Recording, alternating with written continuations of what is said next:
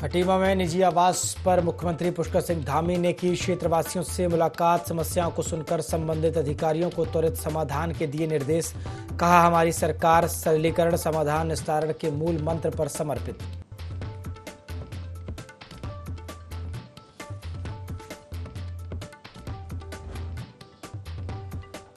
राज्यसभा सांसद कल्पना सैनी का राहुल गांधी पर हमला। आरक्षण विरोधी और ओबीसी का अपमान का लगाया आरोप। कहा, राहुल गांधी कर रहे हैं गुमराह।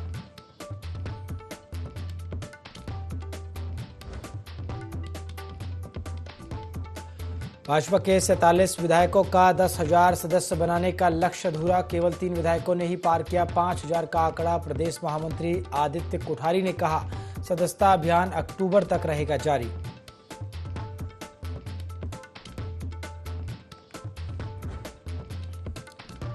विकासनगर में लव जिहाद की घटनाओं पर विधायक मुन्ना सिंह चौहान का कड़ा रुख। 2 नाबालिग छात्रा हुई शिकार। आरोपियों के खिलाफ सख्त कार्रवाई की घोषणा।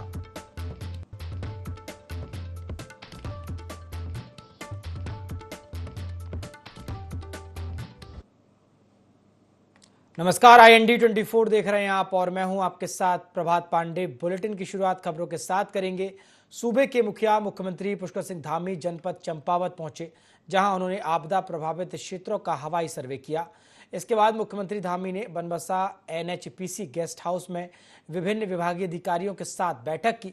बैठक के दौरान उन्होंने प्रभावित क्षेत्र के संरक्षण और मुआवजे को लेकर अधिकारियों से जानकारी ली। वहीं जन समस्याओं को लेकर पहुंचे जनप्रतिनिधियों ने CM से बातचीत की और संबंधित अधिकारियों को निराकरण के निर्देश दिए।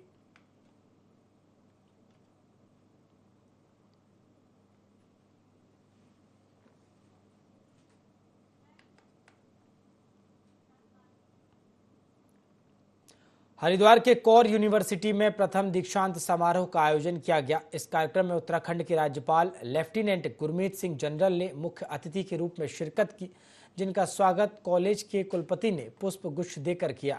राज्यपाल ने 650 विद्यार्थियों को डिग्रियां प्रदान कर सम्मानित किया। उन्होंने इस मौके पर कहा कि दिन विद्यार्थियों के जीवन में एक महत्वपूर्ण अध्याय की तरह है।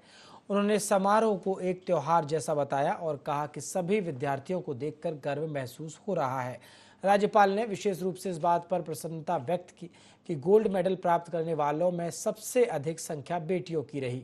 उन्होंने कहा, यह देखकर एहसास होता है कि हमारी बेटियां सफलता की नई ऊंचाइयों को छू रही हैं और देश का भविष्य उज्जवल है।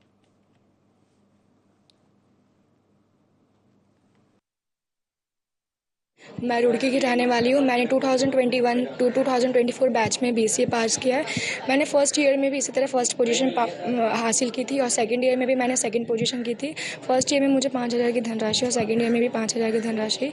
आज मुझे बहुत अच्छा लग रहा है क्योंकि मुझे ट्रॉफी मिली है। जैसे सर भी आर्मी बैकग्राउंड से थे, गुरमीत सिंह सर, और मेरी फैमिली भी पूरी आर्मी बैकग्राउंड से है। तो सर ने मुझे यही बोला कि जैसे तुम्हारे फादर पूरे मेहनत किए हैं वैसे तुम भी मेहनत करो और ऐसी एक दिन तुम भी बड़े उस पर बन जाओगे और कुछ ना कुछ हासिल करोगे। आज आज राज्यपाल यहाँ आए। हमारा पहला कन्वोकेशन 650 बच्चों को डिग्रियां आज दी जा रही हैं, जिसमें से करीब 350 बच्चे फिजिकली प्रेजेंट रहे। उनके माता पिता भी आज हमारे बीच रहे हैं और बड़े उत्साह की बात है कि करीब 95% बच्चों को पहले से ही जॉब लग गया था जो यहाँ कॉलेज से गए हैं। सब अच्छा कार्य कर रहे हैं और उनसे जब स्टेज पर आते हुए बातचीत हुई, बहुत खुशी होती है कि हमारे बच्चे देश और विदेश में बहुत बच्चे हैं जो आज बहुत अच्छा कार्य कर रहे हैं। कुछ बहुत सौभाग्य का दिवस है कि आज रुड़की स्थित कौर विश्वविद्यालय ने अपना पहला दीक्षांत समारोह मनाया है। आज सचमुच ऐसा लग रहा था जैसे एक त्योहार हो, पर्व हो, और अत्यंत गर्व था अपने हर एक स्टूडेंट्स को देखकर। 650 ने अपनी डिग्रियां हासिल की हैं, लेकिन सबसे गहरी खुशी तब हुई जब देखा कि जो गोल्ड मेडल विनर्स थे उसमें सबसे ज़्यादा हमारी बेटियां थी। तो एक एहसास होता है कि हमारा यूथ, हमारी बेटियां किस प्रकार से सफलता की ओर बढ़ रही। दरोगा को बर्खास्त करने की मांग को लेकर भीमताल विधानसभा क्षेत्र के लोगों ने SP कार्यालय के बाहर धरना दिया। बता दें कि भीमताल के धांसू थाना के दरोगा के द्वारा ग्रामीण के साथ मारपीट की गई थी। इस मामले को लेकर लोगों ने एसएसपी कार्यालय के बाहर धरना दिया। वहीं लोगों का कहना है कि दरोगा ने बिना किसी बात को लेकर ग्रामीण को बेरहमी से मारा। ऐसे में दरोगा को तत्काल प्रभाव से बर्खास्त किया जाए। वहीं क्राइम अपर पुलिस अधीक्षक जगदीश चंद्र ने आश्वासन दिया है कि मामले की गंभीरता से जांच होगी और दोषी के खिलाफ कड़ी कार्रवाई की जाएगी।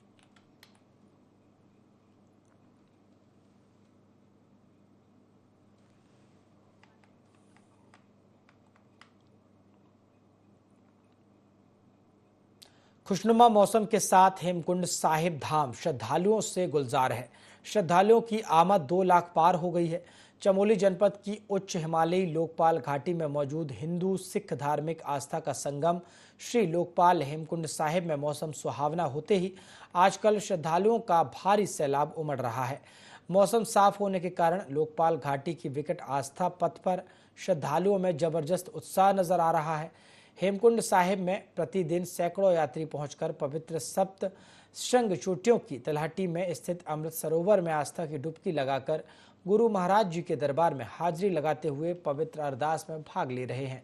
श्री हेमकुंड साहिब द्वारा प्रबंधन कमेटी के वरिष्ठ प्रबंधक सरदार सेवा सिंह ने बताया कि इस वर्ष लगभग 2 लाख तक श्रद्धालु हेमकुंड साहिब की यात्रा कर चुके हैं। उन्होंने बताया कि इस वर्ष की हेमकुंड साहिब यात्रा 10 अक्टूबर तक खुली रहेगी। 25 मई 2024 को श्री हेमकुंड साहिब जी की यात्रा आरंभ हुई थी और इस साल 10 अक्टूबर को यात्रा का समापन दिवस होगा। मौसम बिल्कुल बढ़िया है, ट्रैक भी ठीक है और पिछले दिनों से जब से मौसम साफ हुआ है यात्रियों की संख्या में काफ़ी बढ़ोतरी हुई है। सो अभी 17-18 दिन शेष हैं, तो सभी यात्रियों से निवेदन है कि जिन्होंने भी अपना प्रोग्राम बना रखा है वो श्री हेमकुंड साहिब जी के दर्शन दीदारे करने जरूर पहुँचें। समापन वाले दिन भी लगभग 2-2.5 हज़ार यात्री पहुँचने की संभावना है। इस साल यात्रा बहुत अच्छी रही है और आज तक लगभग 2-2.25 लाख यात्री श्री हेमकुंड साहिब जी के दर्शन करके जा चुके हैं। उत्तराखंड में सिख धर्म से ईसाई धर्म के परिवर्तन वाला मामला गर्माता नजर आ रहा है। रामनगर के मालधान क्षेत्र तुमड़िया डैम में कुछ परिवारों ने सिख धर्म छोड़कर ईसाई धर्म को अपना लिया, जिसको लेकर अब गुरुद्वारे में सिख संगत के साथ स्थानीय लोगों ने एक बैठक का आयोजन किया, जिसमें उपस्थित लोगों ने कई बिंदुओं पर चर्चा की और पहले उन परिवार के साथ बैठक वार्ता करने का निर्णय लिया। उनको वापस लाने की हर संभव कोशिश की जाएगी और नहीं मानते हैं तो उनका सिख धर्म से बॉयकॉट कर दिया जाएगा। सिख समुदाय के लोगों का कहना है कि हमारे सिख भाइयों को गुमराह कर उनका धर्म परिवर्तन किया जा रहा है।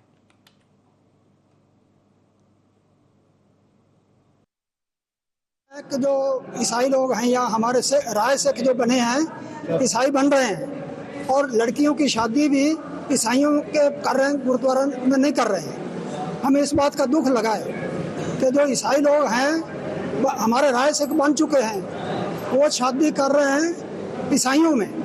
हमें दुख लगा है कि ईसाई बन के क्यों दुर्द कर रहे हैं। हमारे दरबार था गुरुद्वारा में आए, गुरु ग्रंथ साहब में आके शादी करें, फेरे करें आए तो गुरु ग्रंथ साहब का करें। हम अपने राय सिखों कबीले को कह रहे हैं हमारे राय सिखों में रहो, अपनी जाति पे रहो, अपने गुरु को मानो, दूसरे गुरु पे क्यों गए हो। हाँ जा सकते हो, अपना दुख सुख के लिए जाओ, लेकिन अपनी मर्यादा मत छोड़ो। ये एक धर्म का मामला है। जो ईसाई धर्म वाले जो हैं ये विवाद हमारा काफ़ी देर से चल रहा था, लेकिन इसमें कोई मीटिंग बड़ी बिठाई नहीं गई।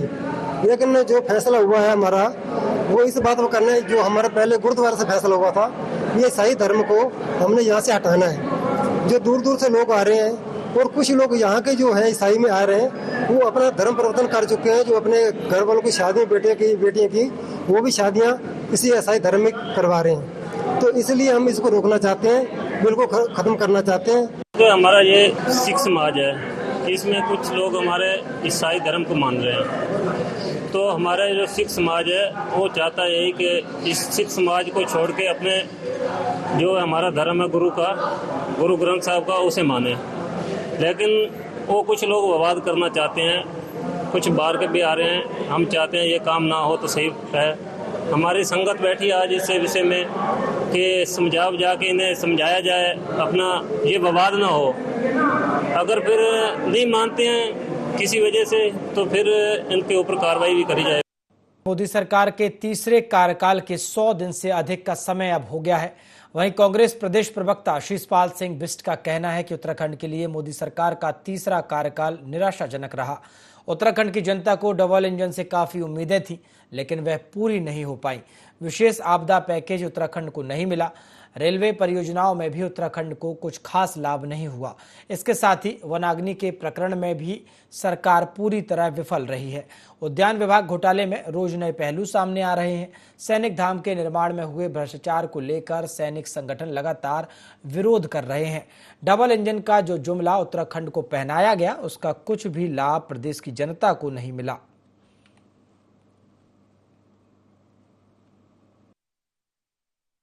मोदी सरकार के 100 दिन तो निराशा भरे रहे हैं। इसमें मोदी सरकार कोई भी महत्वपूर्ण फैसला नहीं ले पाई और जो भी फैसला लेना चाहती थी उसमें सरकार ने पलटी ही मारी है। और बातें जरूर बड़ी बड़ी हुई हैं। रेल परियोजनाओं की अगर आप बात करें, उनमें भी कोई उल्लेखनीय प्रगति नहीं रही। पलायन रोकने में सरकार पूरी तरह से विफल है। उल्टा उद्यान घोटाले में सीबीआई जांच में नई नई परतें उखड़ रही हैं। सैन्य धाम का घोटाला अलग से जो है राज्य की जनता को निराश कर रहा है। तो डबल इंजन का जो तथाकथित जुमला राज्य की जनता को भाजपा ने दिया था, वो जुमला तो बिल्कुल जो है नाकाम साबित हुआ और जनता अपने को हताश, निराश और थका हुआ महसूस कर रही है। कुल मिला के 100 दिन निराश करने वाले हैं और हमारे बेरोजगार नौजवान रोजगार की आस में आमरण अनशन पर बैठने के लिए मजबूर हैं। रुड़की के तहसील परिसर स्थित सीपीयू कार्यालय पर सैकड़ों की संख्या में किसानों ने वाहनों के चालान में हुई अत्यधिक वृद्धि को लेकर विरोध प्रदर्शन किया। बता दें कि भारतीय किसान यूनियन टिकैत के बैनर तले किसान नारेबाजी करते हुए सीपीयू कार्यालय पहुंचे और कार्यालय के बाहर धरना देकर बैठ गए। इस दौरान भारतीय किसान यूनियन टिकैत के गढ़वाल मंडल अध्यक्ष संजय चौधरी ने कहा है कि किसान भूखे मरने की कगार पर हैं। जहां एक तरफ विद्युत विभाग किसानों का उत्पीड़न कर रहा है, वहीं दूसरी तरफ पुलिस का सीपीयू विभाग भी किसानों को बेवजह परेशान कर रहा है, जिसको लेकर धरना प्रदर्शन किया गया है। भारतीय किसान यूनियन टिकैत के जिला अध्यक्ष विजय कुमार शास्त्री ने कहा कि अगर उनकी मांगें नहीं मानी गई तो आगामी 1 अक्टूबर को मुख्यमंत्री से मिलकर समस्या का समाधान निकालने का प्रयास किया जाएगा।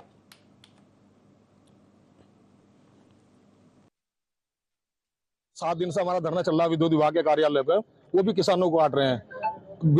बेइंतहा बुरे तरीके से बिल भेज रहे हैं।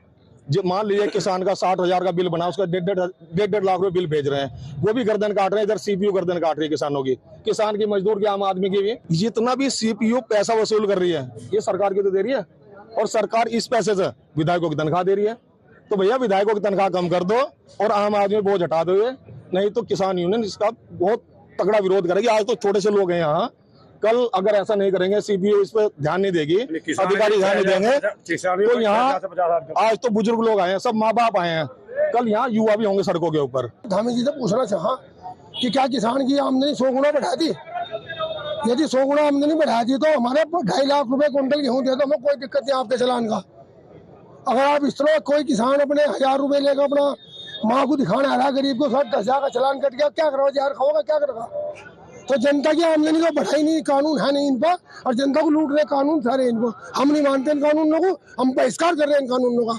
पुलिस विभाग का सीपीयू विभाग इसने पूरे गुंडागर्दी यहाँ क्षेत्र में मचा दी। 10-10 हजार के 20-20 हजार के मोटरसाइकिलों के चलान काट रहे। किसान की इतनी हैसियत नहीं है। हमारा कहना यह है कि जिस हिसाब से किसानों की फसलों के पिछले 20 साल में रेट बढ़ाए गए, उसी हिसाब से पुलिस के चलान के रेट भी बढ़ा दिए जा। ये मनमान्य चालान किसान मजदूर किसी भी सूरत में नहीं देगा। हम इनके कार्यालयों पर धरना प्रदर्शन करेंगे। और ये जो उत्तराखंड सरकार है, ये पूंजीपतियों की और उद्योगपतियों की सरकार है। ये आम जनता की, किसानों की, मजदूरों की सरकार नहीं है। आम जनता इसमें दुखी होली। इस सरकार ने हर विभाग के द्वारा यहाँ की जनता को, हरिद्वार की जनता को लुटवाने का ठेका ले लिया। 1 तारीख में अभी हम देहरादून में भी पंचायत करेंगे और ये सब मुद्दे वहां भी रखेंगे। और ये जिस तरीके से चलान काटे जा रहे हैं, ये चलान भारतीय किसान यूनियन 10-10 हजार के 20-20 हजार के किसी भी सूरत में बर्दाश्त नहीं करेगी। सपा सुप्रीमो अखिलेश यादव द्वारा साधु संतों को लेकर की गई टिप्पणी के बाद साधु संतों में आक्रोश है। हरिद्वार के साधु संतों ने कनखल चौक पर अखिलेश यादव का पुतला फूका और उनके बयान पर माफी मांगने की बात कही। इतना ही नहीं, साधु संतों ने आरोप भी लगाया है कि अखिलेश यादव अपने पिता मुलायम सिंह यादव के पदचिन्हों पर चलकर सनातन धर्म को टारगेट करने का काम कर रहे हैं। साधु संतों ने चेतावनी देते हुए कहा है कि यदि अखिलेश यादव ने अपने बयान पर माफी नहीं मांगी तो उन्हें हरिद्वार में घुसने नहीं दिया जाएगा और उनके खिलाफ उग्र आंदोलन भी किया जाएगा।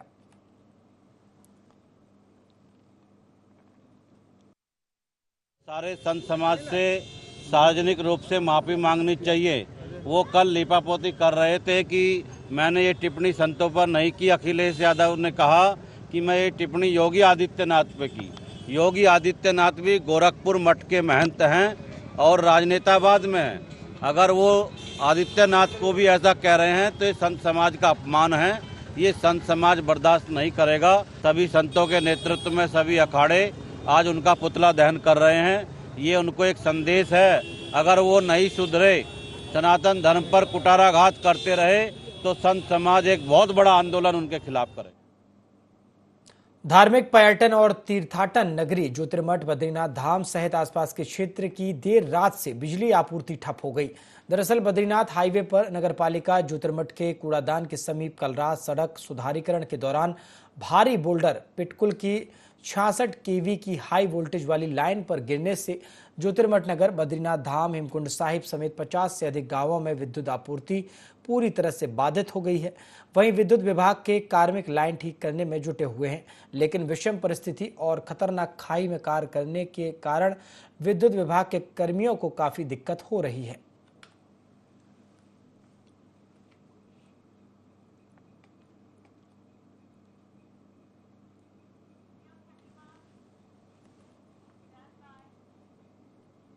खटीमा में मुख्यमंत्री पुष्कर सिंह धामी ने निजी आवास पर बड़ी संख्या में आए क्षेत्रवासियों से भेंट की। इस दौरान सीएम ने क्षेत्रवासियों की समस्याओं को सुनकर संबंधित अधिकारियों को इसके त्वरित समाधान करने के निर्देश दिए। सीएम ने कहा कि हमारी सरकार सरलीकरण, समाधान, निस्तारण और संतुष्टिकरण के मूल मंत्र को आत्मसात कर जन कल्याण के लिए समर्पित है।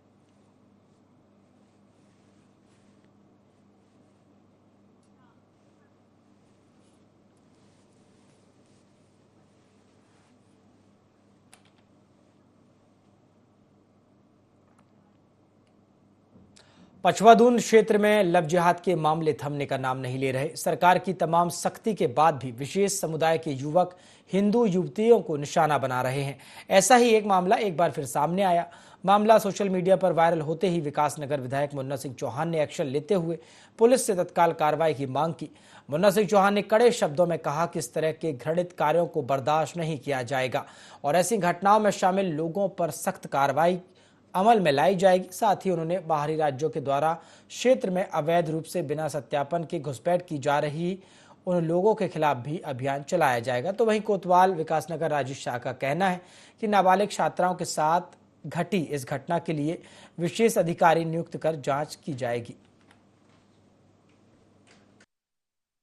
कुछ स्थानीय व्यक्तियों द्वारा मौखिक रूप से अवगत कराया है कि 2 नाबालिग बच्चों के साथ 2 युवकों के द्वारा उनको बहलाने फुसलाने संबंधी कुछ और अन्य आरोप लगाने के संबंध में उनके द्वारा अवगत कराया है। इस मामले की जांच की जा रही है और जो उन्होंने बातें बताई उन्हें संज्ञान में लेकर के उनको पूछताछ के लिए विशेष पुलिस अधिकारी नियुक्त करके कार्रवाई प्रारंभ की जा रही है। हरिद्वार के एसएसपी प्रमेंद्र ढोबाल ने अपराध नियंत्रण को लेकर कड़े तेवर दिखाए। उन्होंने अपराध समीक्षा बैठक में अधीनस्थों को कहा, अपराध नियंत्रण में फिसड्डी थानेदार और चौकी प्रभारियों पर गाज गिरनी तय है। उन्होंने कहा कि पुलिस फोर्स का चौकस होना बेहद आवश्यक है।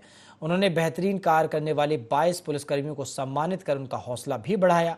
जिला पुलिस मुख्यालय में मासिक अपराध गोष्ठी को संबोधित कर एसएसपी प्रमेंद्र ढोबाल ने कहा है कि बालाजी ज्वेलर्स डकैती प्रकरण के मुख्य आरोपी सुभाष कराटे की गिरफ्तारी होना बेहद जरूरी है, लिहाजा जल्द से जल्द उसकी गिरफ्तारी करना सुनिश्चित किया जाए। एसएसपी ने कहा कि किसी भी अपराध के घटित होने पर पुलिस का रिस्पॉन्स टाइम बेहतर होना चाहिए। आज अपराध की मासिक समीक्षा की गई थी, जिसमें जो पूर्व में जो अपराध हुए हैं इस जनपद में उसकी एक समीक्षा की गई थी। खासकर ऐसे मामले जो हमारे अभी पेंडिंग पड़े हैं, उसमें लूट के मामले और जो पेंडिंग हमारे जो है हत्या के मामले हैं, उसमें उसको सॉल्व करने के लिए टास्क फोर्स बनाई गई है। इसमें साथ ही जो हमारी चोरी के या नकबजनी के मामले हैं, उसको शीघ्रता से सॉल्व करने के लिए, शीघ्रता से इसका निस्तारण करने के लिए सीओ के नेतृत्व में टीमें बनाई गई है। उनको बताया गया कि किस तरीके से आगे की कार्रवाई की जानी है। युवा कल्याण मंत्री रेखा आर्या की अध्यक्षता में हुई बैठक में पीआरडी जवानों के रजिस्ट्रेशन और प्रोत्साहन राशि संबंधी युवक और महिला मंगल दल को स्वावलंबी बनाने के संबंध में महत्वपूर्ण विषयों पर चर्चा की गई। युवा कल्याण मंत्री रेखा आर्या ने कहा कि सीएम पुष्कर सिंह धामी ने पीआरडी जवानों के लिए की गई घोषणाओं में से अधिकांश घोषणाओं के शासन आदेश सितंबर माह में निकाला है, जिसमें से उनके 4 धाम यात्रा के दौरान 50 रुपये प्रोत्साहन राशि देने का भी शासन आदेश हुआ है। पोर्टल के माध्यम से पीआरडी जवानों को पंजीकृत करने की प्रक्रिया चल रही है। पूर्व में विभाग के द्वारा विज्ञप्ति जारी की गई थी। प्रदेश में युवा आयोग के गठन और युवा नीति पर बोलते हुए मंत्री रेखा आर्या ने कहा कि भाजपा के घोषणा पत्र के अनुरूप हमारी सरकार तेज गति से काम कर रही है, जिसको लेकर हमने अधिकारियों को जल्द से जल्द प्रस्ताव तैयार करने के निर्देश दिए हैं।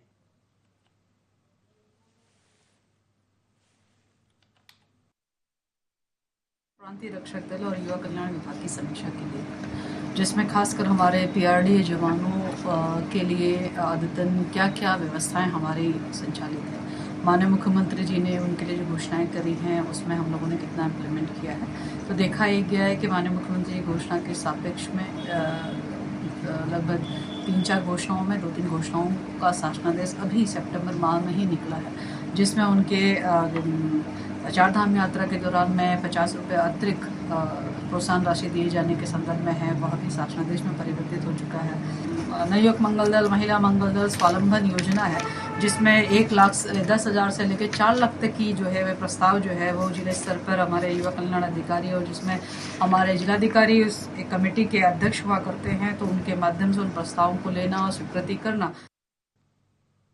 बुलेटिन में फिलहाल इतना ही। देश और दुनिया की तमाम खबरों के लिए आप देखते रहिए IND24। नमस्कार।